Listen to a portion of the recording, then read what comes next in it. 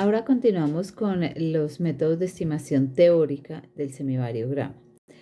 El primero, el más conocido, es el de mínimos cuadrados, que se suele llamar mínimos cuadrados ordinarios, para diferenciarlo de cuando se le pone pesos, que van a ser los mínimos cuadrados ponderados, y de cuando hay autocorrelación entre los datos, que son los mínimos cuadrados generalizados. Entonces, todos esos, y bueno, hoy también métodos de mínimos cuadrados en dos etapas y bueno, otra serie de modificaciones. Pero en este caso, entonces, el concepto es muy sencillo y es lo que hemos dicho varias veces.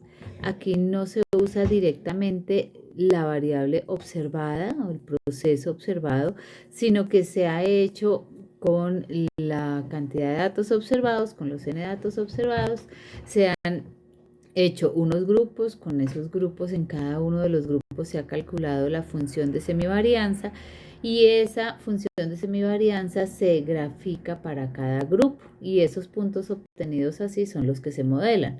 Entonces, por ilustrar en general, por ejemplo, en el caso de la regresión más sencilla, nosotros lo que tenemos es algunos datos observados para un par de variables X y Y, por ejemplo. Bueno, ahí tendríamos más, digamos que el último fuera este, y queremos estimar un modelo de la forma Y igual a mx más b. Entonces, estos son los observados, esta es la variable respuesta, esta es la variable explicativa y los parámetros son m y b. En este caso, en el caso nuestro, fíjense que nosotros no es que observemos directamente ni los H's ni los gamma gorro, pero ellos cumplen esta función. Entonces acá los X serían los H's y los Y serían los gamma gorro, ¿sí? Entonces, si se hace una analogía, es como si aquí tuviéramos X y Y. En este caso, entonces, cuando nosotros hacemos la gráfica, entonces graficaríamos 2 contra 3, 5 contra 6, 7 contra 8 y así sucesivamente. Bueno, por allá 10 contra 12 y luego hacemos la estimación de una recta. Esta recta es la que se define cuando yo ya tengo una estimación de M y una estimación de B. Pues bien, aquí haciendo la analogía, este sería nuestro X, este sería nuestro Y, nosotros hacemos la gráfica, que es lo que hemos llamado el semivariograma empírico, entonces acá es donde van el H, es decir, H1, H2, H3 y así sucesivamente, H4, H5, etcétera. Y aquí entonces van las parejas que serían el gamma gorro de H1 y así sucesivamente. Y entonces acá vamos a tener los puntos que debemos ajustar a un semivariograma teórico válido. Entonces acá nosotros lo estimaremos como así. Entonces, por ejemplo, esto podría ser una forma de un exponencial. Por lo tanto, quiero que veamos que la cuestión conceptualmente es la misma. ¿Qué es lo que pasa? Que algunos modelos teóricos del semivariograma pues no son tan sencillos como este, como y igual a mx más b. Sin embargo, este sería uno que sirve. El modelo lineal efectivamente es un modelo de semivarianza válido, pero están los otros como el Mater, como el exponencial, el gaussiano, todos esos que hemos visto en clases que no son lineales en sus parámetros. Entonces estos serían el ajuste de modelos de regresión, solamente que las ecuaciones resultantes después de las derivadas pues no son lineales y por lo tanto no pueden ser despejadas. Por eso es que toca recurrir a los métodos numéricos, como lo comentamos en la clase de máxima verosimilitud. Aquí son los mismos modelos, por lo tanto tenemos esas mismas características. Pero salvando esa parte, que es la parte de hacer las cuentas y encontrar cuál es el valor, que para este caso de los mínimos cuadrados sería que minimice esta cantidad. Esta es la cantidad que hay que minimizar. La diferencia entre el semivariograma empírico, esos puntos, y el semivariograma teórico, pero fíjense que el semivariograma teórico entonces será un exponencial o un gaussiano o un Matern, así sucesivamente, y el teta pues será el vector de parámetros de cada uno. Si es un exponencial, entonces será la silla y el rango. Si es el mater, entonces ya se le van agregando parámetros. Entonces, si es el mater, será la silla, el rango y además tendríamos un parámetro capa. y entonces así a cada uno pues se le puede ir agregando. Esta es una cosa genérica, un vector de parámetros. Entonces vamos a minimizar esa distancia entre estos que son ahora como nuestros datos, pero que son producto de hacer unos agrupamientos de los datos originales y hacer unos cálculos sobre ellos usando la variable incrementos y el modelo propuesto. Al igual que siempre en regresión, pues debemos proponer un modelo, a no ser que fuéramos a hacer regresión no paramétrica, que son, por ejemplo, métodos de suavizamiento. En general, estos que son métodos paramétricos requieren que usted suponga conocido al menos el modelo, y el método lo que va a hacer es encontrar el vector de parámetros θ. Entonces, ya poniendo un poco más general el método de los mínimos cuadrados, el caso más general sería, como lo hemos comentado, el caso donde no hay independencia entre observaciones, que es el caso que tenemos nosotros en estadística espacial y si fuera el caso en series de tiempo. Entonces ahí estaríamos mirando cómo es que se correlacionan todos estos valores entre ellos, el gamma gorro de H1 con el gamma gorro de H2 y así sucesivamente. Todos estos estarían correlacionados.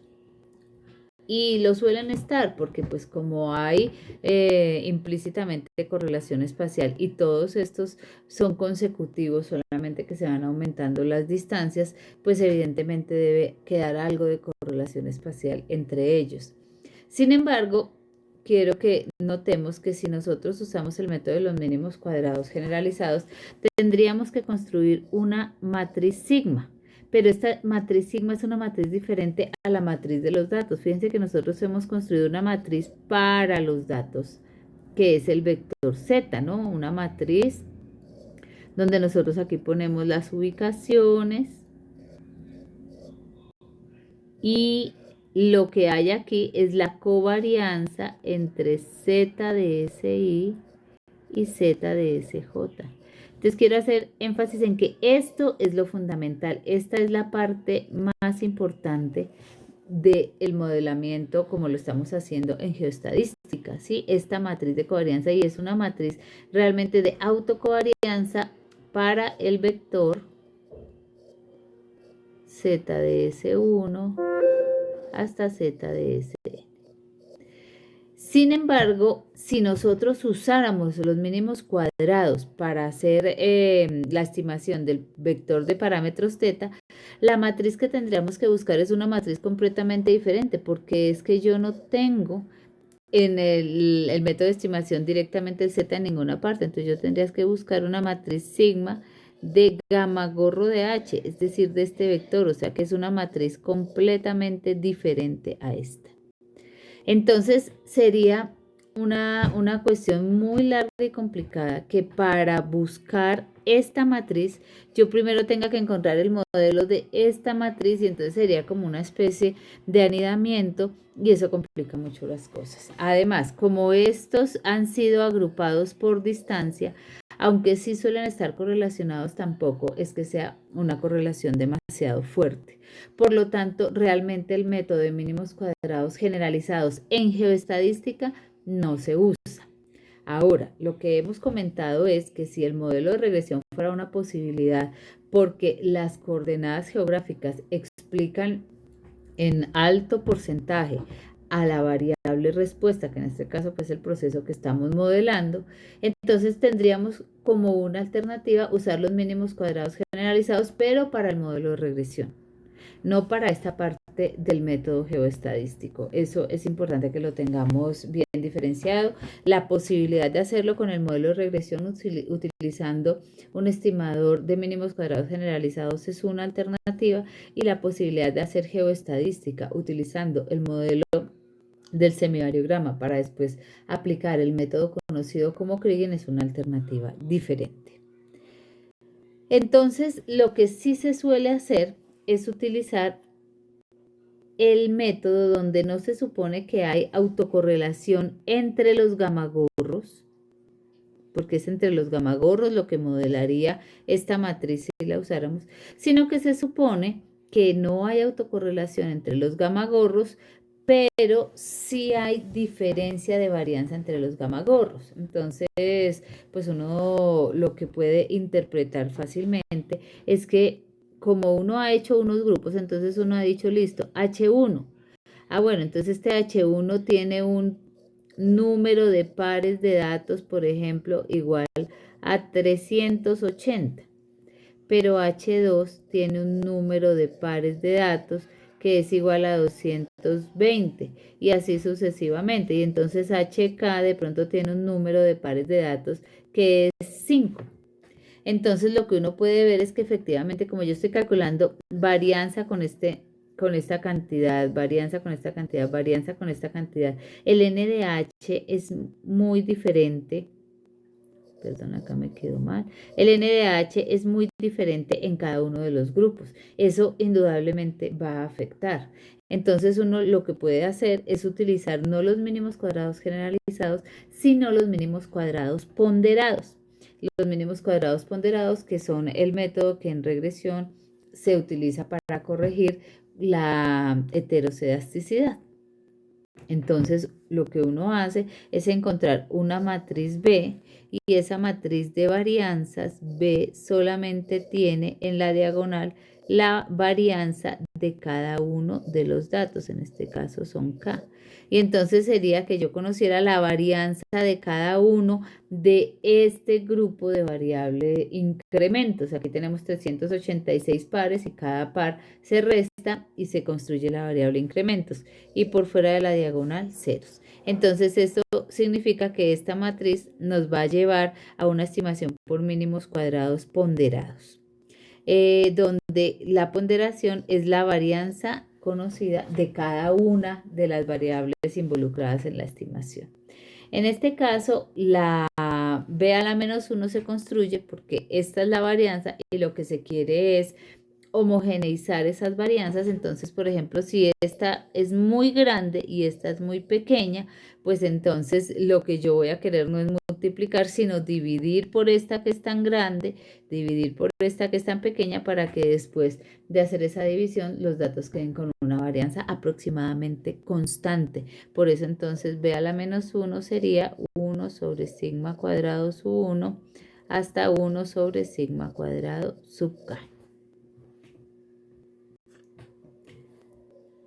Entonces, ¿cómo podría uno conocer esas ponderaciones? Entonces, esas ponderaciones, bueno, aquí indirectamente y explicando el concepto, hemos hablado de una ponderación que es muy usada, que es ponderar por el número de datos. Simplemente, si este tiene tantísimos datos, si este tiene tan poquitos, entonces yo lo que voy a hacer es poner como varianza ese número de datos para que después aquí me quede 1 sobre NDH y esa es una ponderación posible. Hay otra que es un poco más elaborada, que es utilizando directamente el concepto de varianza, pero esta es una que se utiliza bastante, ponderar por el NDH. Entonces, viendo el mismo razonamiento que se hizo para la estimación del semivariograma empírico que llama CRESI robusto, que es resistente a datos atípicos, entonces tenemos que el semivariograma empírico que estamos usando es este, que ya lo conocemos. Entonces tendríamos que la distribución de esta variable está dada como una distribución chi cuadrado con una varianza 2 gamma de h. La diagonal entonces sería una diagonal de variables chi cuadrado con un grado de libertad. Y entonces, pues nosotros sabemos que este término es la variable incrementos al cuadrado, que ese término es de media 0, y entonces la varianza de eso es lo que hemos llamado 2 gamma de h.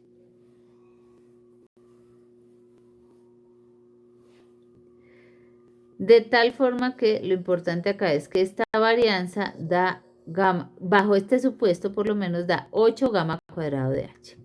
Este gamma cuadrado no lo vayamos a confundir con el de acá. Esta es la estimación empírica, es decir, este es el número. Yo hago para cada valor de H1 el número, junto el número de pares que cumplen con esa distancia, por lo menos de manera aproximada, y luego calculo esta cantidad para ese número de pares y ahí obtengo un valor específico de gamma gorro de H1. Entonces esto puede ser 10 y esto tiene 500 pares y la cuenta dio 58.3. Ahora, este gamma es una expresión teórica. Este gamma es el modelo. Entonces este es un exponencial o el gaussiano o el Matern o cualquiera, el power exponencial, el wave, algún modelo. Entonces este es un modelo teórico, mientras que esto es algo numérico. Entonces tenerlo en cuenta. Acá esta es una de los muchos intentos que se ha hecho por modelar la función de autocovarianza, autocorrelación entre las variables del semivariograma empírico, y bajo ese supuesto es posible, pero solo bajo el supuesto de normalidad multivariada, y es que la correlación entre dos variables incrementos cualquiera tiene una forma cerrada. Esta es una tarea. Es una tarea que requiere hacer un poco de álgebra, pero sí es muy importante hacerla porque ahí tenemos que usar todos los conceptos, el concepto de estacionariedad, la definición de covarianza, la definición de semivarianza, las propiedades de los semivariogramas. Entonces les recomiendo mucho hacer esta tarea. Entonces solamente es aquí completar todos los detalles.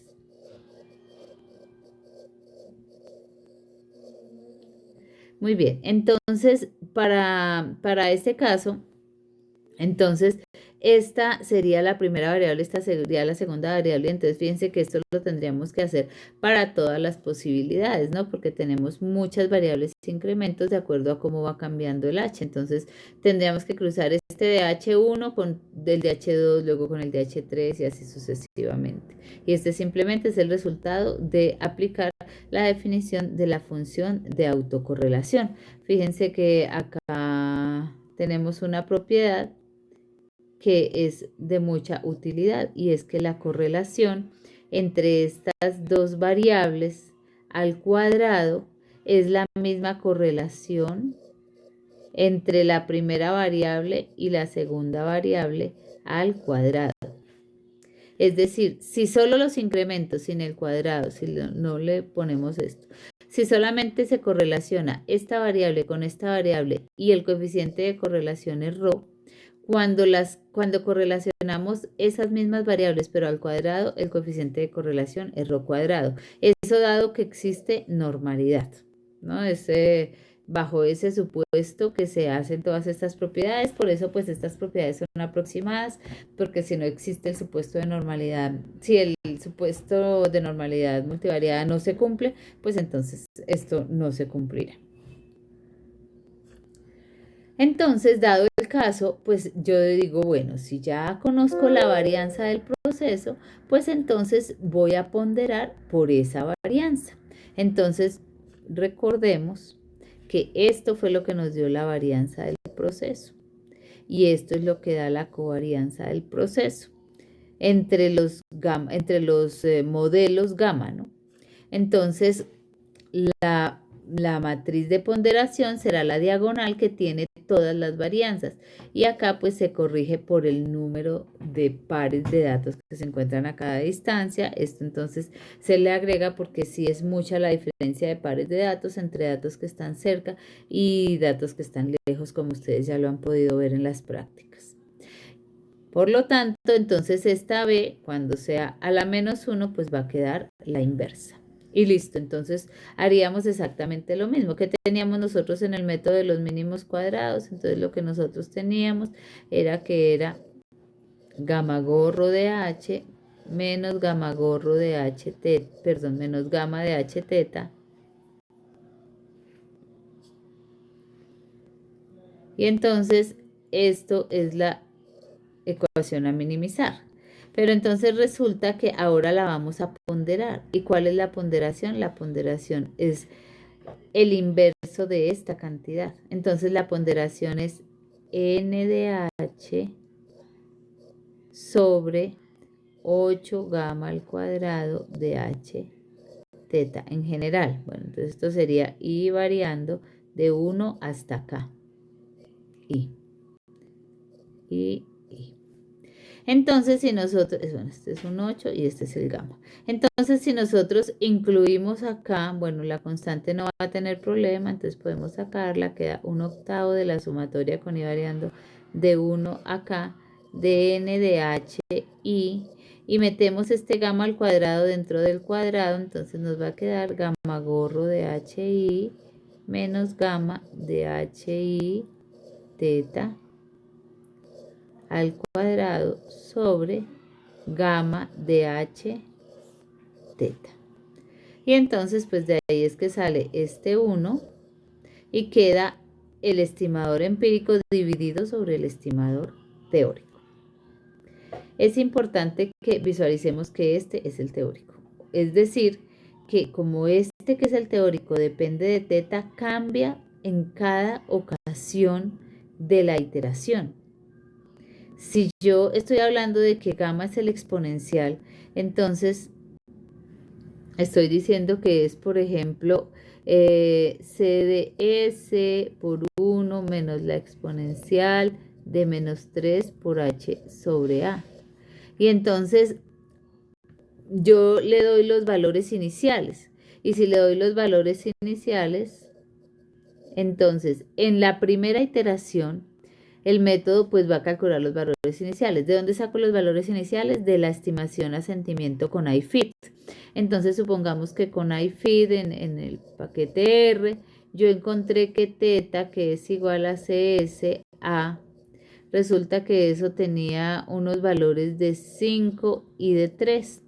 Entonces en la primera iteración, el método va a reemplazar este gamma gorro de h y teta por esta cantidad evaluada en 5,3. Entonces, en el primer paso, h y teta, entonces esto sería 5 por 1 menos la exponencial de menos 3 por h sub i sobre 3. Y entonces, bueno, ahí en cada caso se va reemplazando, van cambiando los h. Este gamagorro sí son los resultados del variograma empírico. Ese gamagorro son los valores de la altura de esto que nosotros lo que llamamos el semivariograma empírico.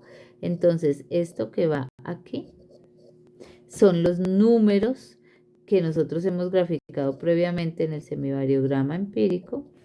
Mientras que estos, o en este caso ya cuando se ha hecho aquí el álgebra, este gamma es este modelo, el cálculo, lo que de este modelo para H1, para H2, para H3. Entonces los invito a que hagan un ejemplo numérico con 3 o 5 numeritos para que vean cómo se comporta el método por dentro. Después de la primera iteración, entonces el resultado va a ser que para ese caso, después de la primera iteración, el valor sería, entonces digamos que lo mueve a 5.5 y 2,7. Entonces, en la iteración 2, esto sería iteración 1. En la iteración 2 va a pasar exactamente lo mismo, pero ahora en lugar de 5 y 3 va a ser 5.5 y 2.7. Y así sucesivamente hasta que se encuentre convergencia con alguno de los criterios, ya sea con el número de iteraciones o sea con un criterio de tolerancia. Entonces, esto no es que sea algo diferente a lo que ustedes conocen de regresión, solamente que por el tipo de modelos son métodos de regresión no lineal, porque los modelos no son lineales en los parámetros. Y en este caso, la iteración cambia cada uno de los valores de teta. Entonces, fíjense que no es como algunos casos donde veíamos de los modelos de regresión por mínimos cuadrados ponderados, donde la varianza es fija y conocida. No, en este caso, esa varianza cambia en cada iteración porque cambia el parámetro teta, entonces cambiaría aquí el modelo. Mientras que si ustedes ven que no utilice, si alguien se decide por no utilizar toda esta expresión para la varianza, sino que solamente utilizan el número de datos, en ese caso la varianza, que sería el número de datos, no cambia con cada iteración porque el número de datos, el número de pares encontrados para cada h es fijo y entonces no cambiaría en cada iteración. Si utilizamos esta, que es la llamada en los paquetes, en el software R, por ejemplo, Creci, entonces, porque es propuesta por Creci, pueden consultar la teoría completa en el libro de Creci de 1993, Statistics for Special Data. Entonces, si tomamos esta no cambia en cada iteración, es una ponderación fija para toda la estimación. Si tomamos la varianza completa, entonces sí cambia en cada iteración. Eso hace un poquito más elaborado el proceso, requiere más información, pero desde que el modelo sea válido no tenemos problema. Entonces solamente un ejercicio muy interesante que les puede ayudar a hacer como un desarrollo conceptual bueno de esta parte sería programar la función que debería minimizar el modelo. ¿Cuál función ustedes utilizarían con la función optim de R, por ejemplo? Entonces, encontrar esta función como para un modelo, si quieren puede ser sencillo, exponencial o gaussiano, hagan la parte algebraica y miren qué función sería la que ustedes le tienen que dar a la función optim de R para que encuentre los valores de los parámetros teta utilizando la ponderación completa de Creci. Ese es un muy buen ejercicio. Entonces, dejémoslo aquí, ejercicio, programar la función.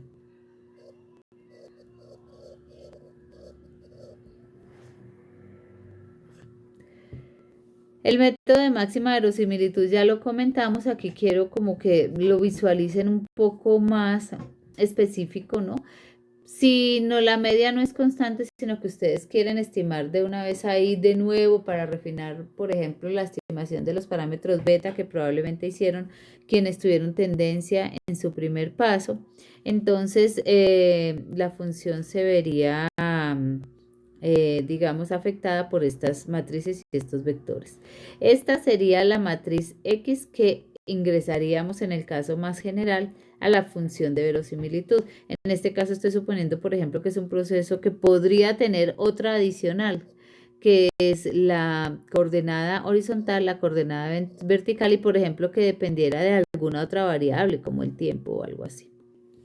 El vector de observaciones del parámetro z, y este sería el vector de parámetros de la media. Diferente porque entonces aquí estimaríamos el vector de parámetros beta y también estimaríamos el vector de parámetros teta. Entonces quería que visualizaran eso para que les quede muy claro qué elementos van en cada parte de la matriz. El método de máxima verosimilitud restringida lo que hace es utilizar el concepto de contrastes.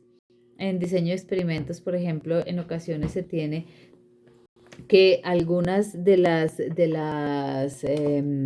cosas que se pueden manipular en un laboratorio, por ejemplo, cumplen cierta restricción. Entonces, por ejemplo, que la suma de dos de ellas da la tercera, o que la suma es de una más dos veces la otra, da tres veces la siguiente, etcétera. Entonces, con esa idea se utiliza el método de máxima verosimilitud restringida. ¿Qué es lo que se quiere? Lo que se quiere es utilizar una variable de media cero para no tener que pasar por la estimación de la media. Entonces volvemos a decir, bueno, pues entonces ellos otra vez están pensando en la variable incrementos. Ellos lo que quieren utilizar son todas las restas posibles. Aquí pues hago el ejemplo solamente para dos, pero fíjense que uno lo que haría finalmente sería esto, ¿no? Y la última sería Sn-1 menos Z de Sn. Entonces, si uno ve que ellos las quieren hacer todas, pero absolutamente todas, ¿no? Todas consecutivas. Estas serían todas las posibles combinaciones de A2, entonces yo las iría combinando línea a línea seguidas para que me queden todas las variables de A2 para que la resta me dé de media cero. Entonces, con eso se logra un dato menos y además se logra no tener que estimar la media porque se parte del hecho de que lo importante es la matriz de covarianza. Ya entonces esta sería una forma genérica para cualquier tamaño de la matriz. Entonces, en términos sencillos, ¿qué es lo que hace el método de máxima verosimilitud restringida? Lo que hace es no encontrar directamente la varianza de Z, sino encontrar la varianza de la matriz A transpuesta a Z. Y este es el término genérico de la matriz A. Si ustedes se fijan, aquí tenemos una matriz A que para el caso ilustrativo de que tuviéramos solo 3 datos, si yo multiplico esta matriz A por el vector Z, me va a dar justamente la variable incrementos consecutiva. Entonces acá lo que está haciendo esta expresión es generalizando ese caso que ilustramos para 3 datos en el anterior. Este método pues ya simplemente utiliza las propiedades sencillas de la varianza de una matriz por una variable aleatoria y de resto entonces es idéntico al método de máxima verosimilitud porque no utiliza Z sino que utiliza A transpuesto Z de la forma como la hemos definido. Es un método que es una alternativa posible, pues lo que más se utiliza son los métodos de máxima verosimilitud y de mínimos cuadrados ponderados. Por ahora me voy a saltar esta, vamos a mirar unos modelos y después volvemos sobre ese caso. Quiero que miren acá, digamos, la generalidad para no perder de vista lo que estamos haciendo. Entonces tenemos, por ejemplo, que si queremos mezclar todas esas estimaciones podríamos tener este caso. Este es el modelo geoestadístico por excelencia, pero entonces acá ya no estamos suponiendo que la media es constante, sino que es de la forma x beta. Y entonces ahí es cuando nosotros vamos a tener todos esos elementos de los que estábamos hablando, donde esta esperanza ya va a ser 0, porque la media quedó recogida en esta parte que es determinística, donde la varianza del término del error es igual a la varianza del proceso al que estamos tratando de modelarle la covarianza y es sigma de teta, y esta es la estructura general de la matriz que estamos buscando. Esta estructura general de la matriz entonces pues es una matriz de tamaño n por n, pero la ventaja es que nosotros la vamos a construir utilizando la estimación simplemente de un vector pequeño de parámetros, por ejemplo la silla y el rango, y supongamos un modelo de mater capa, y de pronto si tenemos un native mater o un Cauchy generalizado, pues aquí hay un par de parámetros más, pero que sean 5 o 6 parámetros y no habrá muchos más. En general el número de parámetros de los modelos de semivarianza y de covarianza es pequeño. Entonces solamente, por ejemplo, estimando 3 parámetros, yo puedo construir toda esta matriz, así esta matriz sea, por ejemplo, de tamaño 4000 por 4000. Si yo tengo 4000 datos, si el proceso fue observado en 4000 ubicaciones, yo tendría que encontrar esta matriz de tamaño 4000 por 4000, pero no hay problema, yo la encuentro conociendo solamente estos 3 parámetros porque me voy a dedicar a utilizar la función que he estimado, o la exponencial, o la gaussiana, o la mater, etc. Bueno, aquí queremos ver algunos otros modelitos para que ustedes vayan viendo que realmente están unos que están en el paquete GeoR, DLR, está el paquete GStat que tiene varios que coinciden con los del paquete GeoR y algunos otros, pero además los que hemos mostrado en la clase anterior y en esta son diferentes, entonces hay un juego bastante grande de modelos válidos al que podemos recurrir. Este es otro modelo efecto hueco que relaciona las funciones de Bessel. Es que las funciones de Bessel, bueno, definidas así, que son soluciones de unas ecuaciones diferenciales, fíjense todos los comportamientos que tienen, entonces utilizar estos comportamientos para los modelos de semivarianza espacial ha traído muchísimas ventajas porque, por ejemplo, se permitió permitió incluir la autocorrelación negativa, que es una cosa que puede pasar. En un caso donde haya, por ejemplo, suelos y los atraviesen cuerpos de agua, puede perfectamente ocurrir que haya una correlación y después una correlación menor y después otra vez una correlación mayor y así sucesivamente. Y por ejemplo, la familia de correlación de Mater utiliza una función de Bessel modificada de la tercera clase que hace que sea muy flexible. Aquí es un poquito del repaso de esa función de Bessel, que si quieren ustedes pueden ir y revisarla. Esto está, por ejemplo, bien explicado en el libro de ecuaciones diferenciales de Dennis Seal.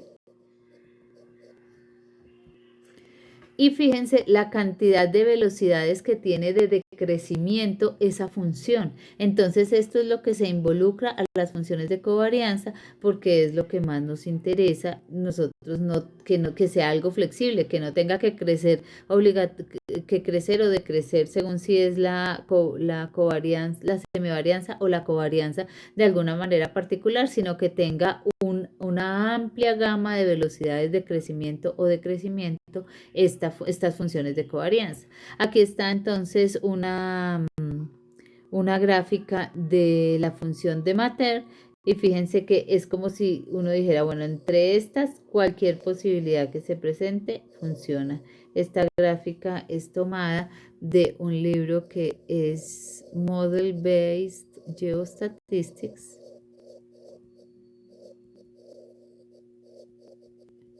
que es de Peter Diggle y Ribeiro.